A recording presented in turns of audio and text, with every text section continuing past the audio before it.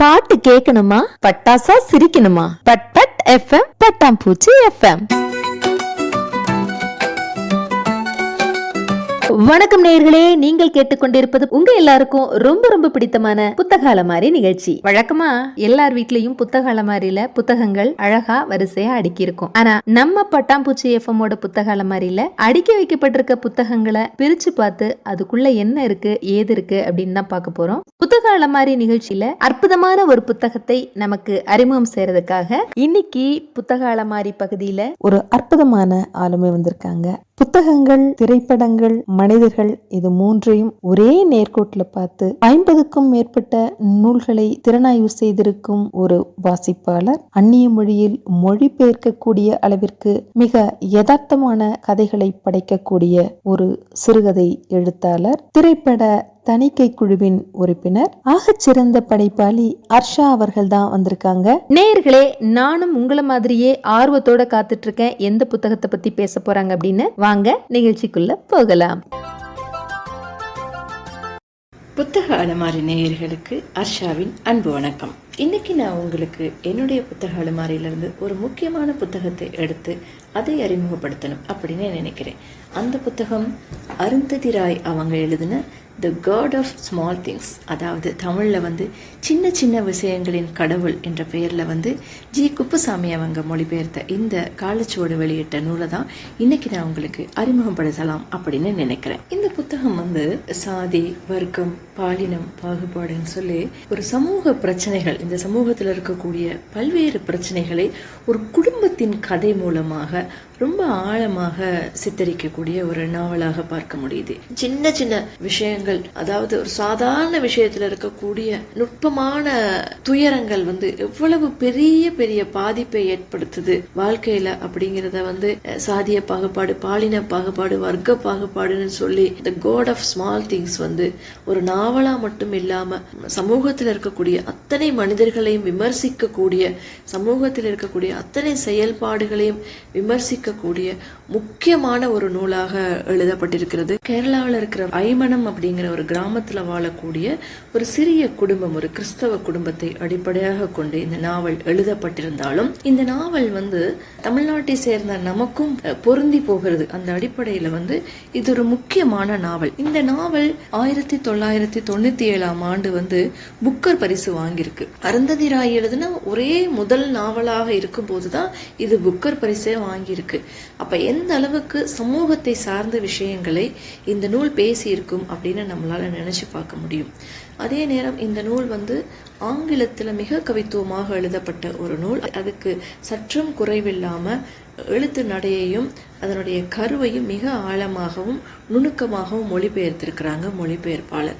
இந்த நூல் நேர்கோட்டுல செல்லாது. கடந்த காலம், எதிர்காலம், இறந்த காலம்னு சொல்லி கதை சொல்லப்பட்டிருக்கிற விதம் உங்களை கொஞ்சம் கன்ஃபியூஸ் பண்ணும். புதிய வாசகர்களுக்கு கதை மாந்தர்களையும் கதையையும் களத்தையும் சேர்த்து இணைச்சு பார்க்கறதுல சின்ன சின்ன கஷ்டங்கள் ஏற்படுற மாதிரியான ஒரு மொழி நடையில் இருக்கும். அதுவே இந்த நூலுக்குரிய ஒரு சிறப்பாகவும் ஒரு தனித்தன்மையாகவும் பார்க்கக்கூடியதாக இருக்கும்.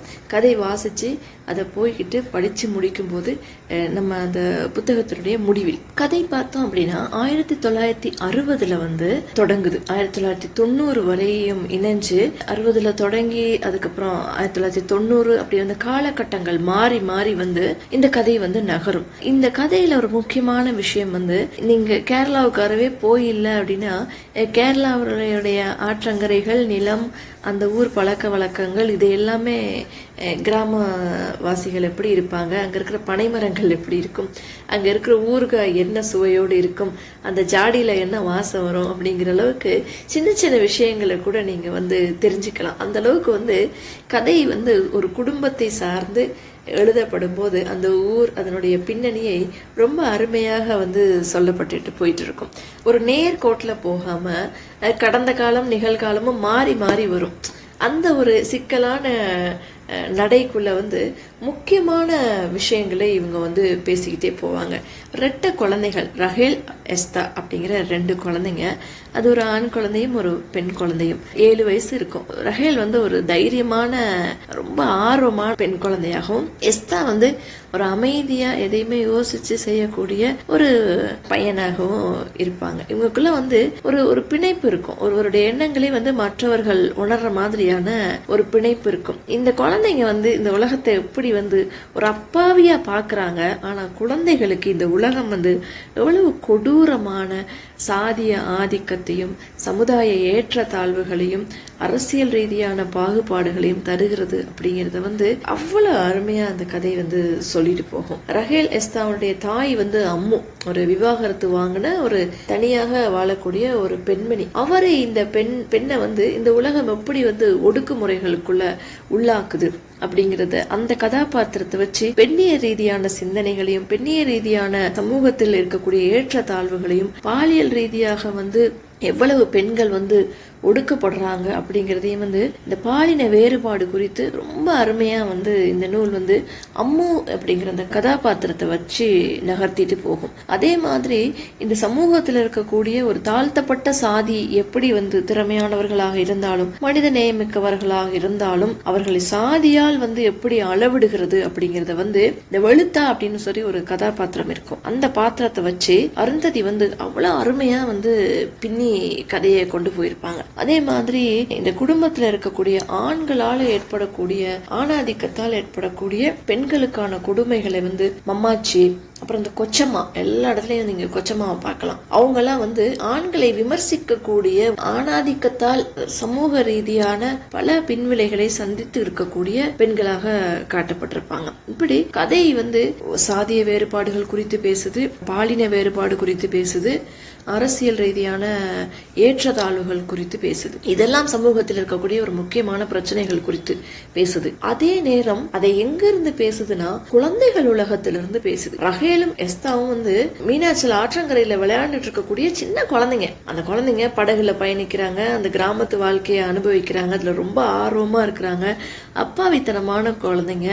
அதுங்க சிரிச்சுட்டு விளையாண்டுக்கிட்டு கதை பேசிக்கிட்டு அந்த காவேரி ஆற்றங்கரையில நடக்கிற நம்ம ஊரு குறும்புகளை எல்லாம் நினைவூட்டக்கூடிய குழந்தைங்களாக தான் அவங்க இருக்கிறாங்க. இந்த நேரத்துல இந்த தனியாக இருக்கக்கூடிய அம்முவனுடைய போராட்டம் வந்து அது ஒரு மிக தனியாக பேசப்பட வேண்டிய போராட்டமாக இருக்குது. அவங்க எடுக்கக்கூடிய முடிவுகளாக இருக்கட்டும், சமுதாயம் அதில் இருக்கக்கூடிய ஆளுமையாக இருக்கட்டும், அதன் பின்னணியில் இருக்கக்கூடிய தீர்மானங்கள், அதனால ஏற்படுகின்ற பெரிய புயலை வந்து இந்த அம்முவனுடைய கதாபாத்திரத்தை வைத்து மிகச்சிறப்பாக சொல்லியிருப்பாங்க. அதே மாதிரி வெளுத்தாவும் இந்த சமூகத்துல ஏற்படக்கூடிய பிரச்சனைகளை பேசக்கூடிய கதாபாத்திரமாக அமைச்சிருப்பாங்க. ஆக இந்த குடும்ப சிக்கல்கள், ஒரு தொழிற்சாலையில ஏற்படக்கூடிய சிக்கல், குடும்ப பொருளாதாரத்துல ஏற்படக்கூடிய சிக்கல், உறவுகள்ல ஏற்படக்கூடிய பதட்டம், இந்த முரண்பாடுகள், சின்ன சின்ன விஷயங்கள் வந்து எப்படி பெரிய பெரிய விஷயங்கள்ல மாற்றங்களை ஏற்படுத்துங்கிறதுங்கிறது தான் சின்ன சின்ன விஷயங்களில் கடவுள் அப்படிங்கிற இந்த புத்தகம் வந்து அருந்ததி ராய் வந்து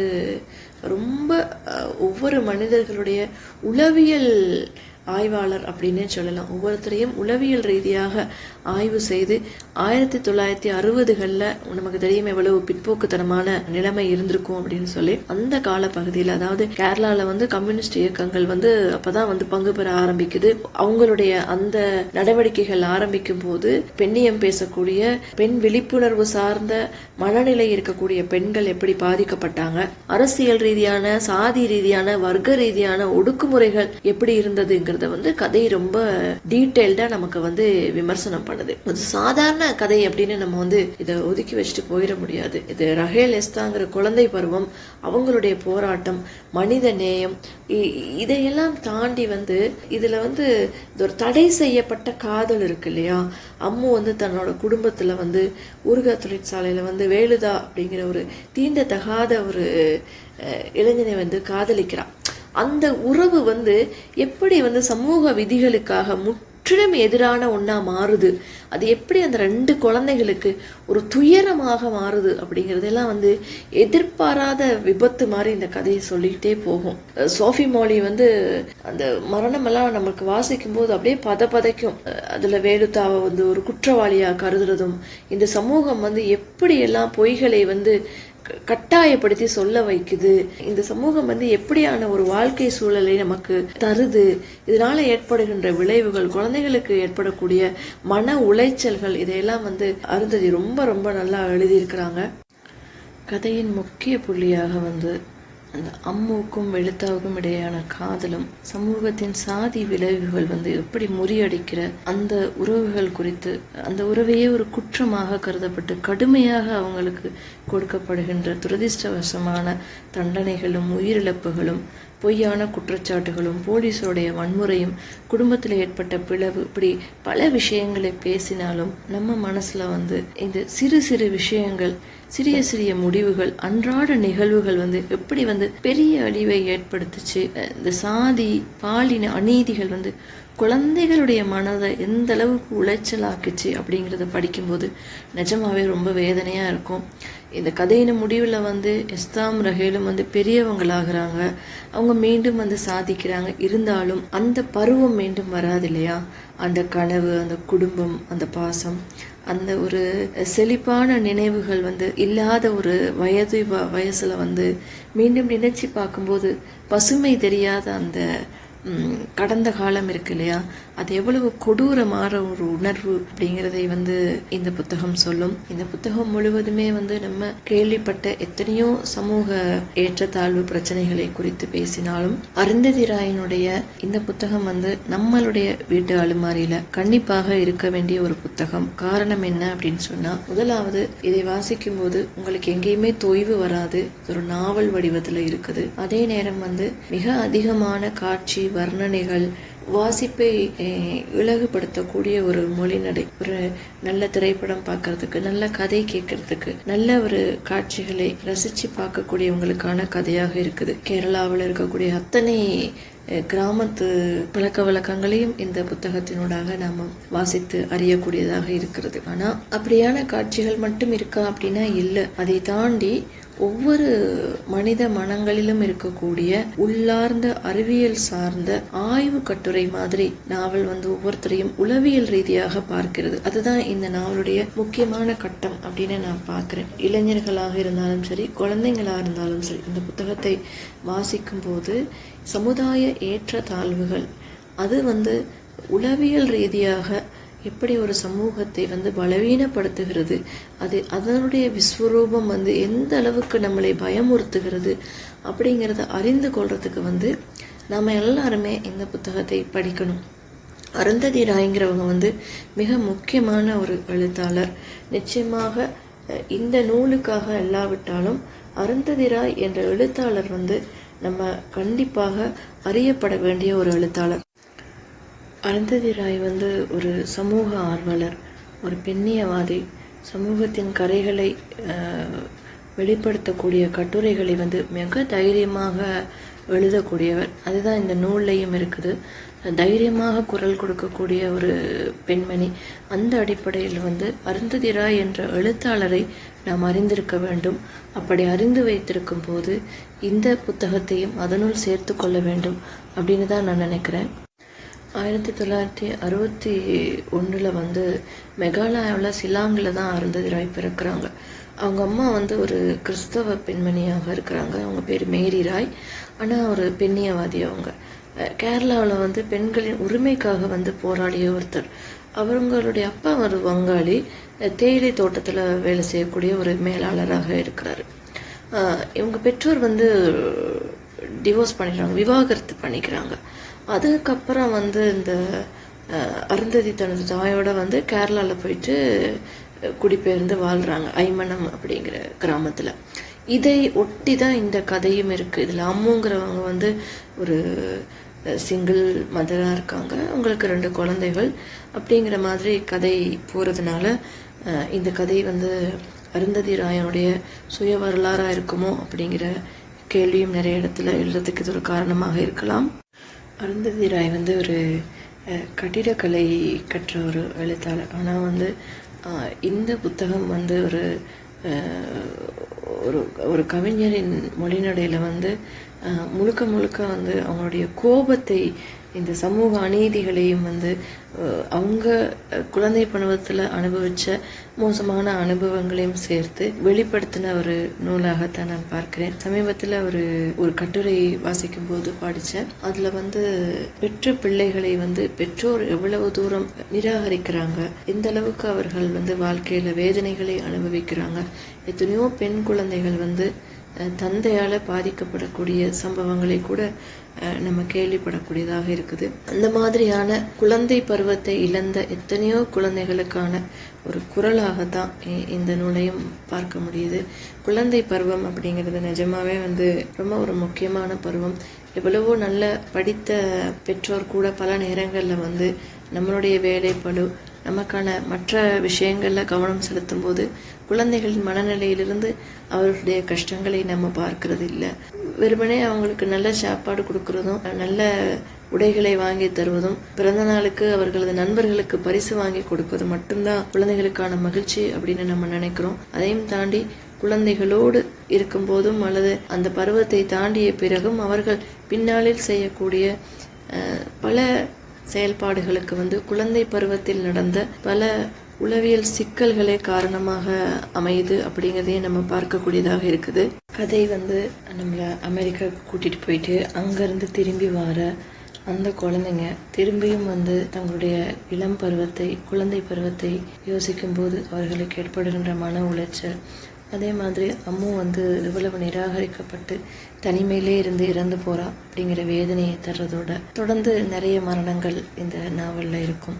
இதெல்லாம் தாண்டி வந்து முக்கிய கரு என்ன அப்படின்னு பார்த்தோம் அப்படின்னா, யார் யாரை நேசிக்கலாம், எப்படி நேசிக்கலாம்ங்கிறதெல்லாம் வந்து தீர்மானிக்கிறது சமூகமாக இருக்கிறது. இது வந்து ஒரு எழுதப்படாத விதி. அந்த விதியை யாருமே இங்க மீற முடியல. மீறணும்னு நினைக்கிறவங்க நிம்மதியா சமூகத்தோடு இணைந்து வாழ முடியல. தி காட் ஆஃப் ஸ்மால் திங்ஸ்ல வந்து ஒரு துயரமான முடிவை கொண்ட ஒரு நாவலாக இருக்கு.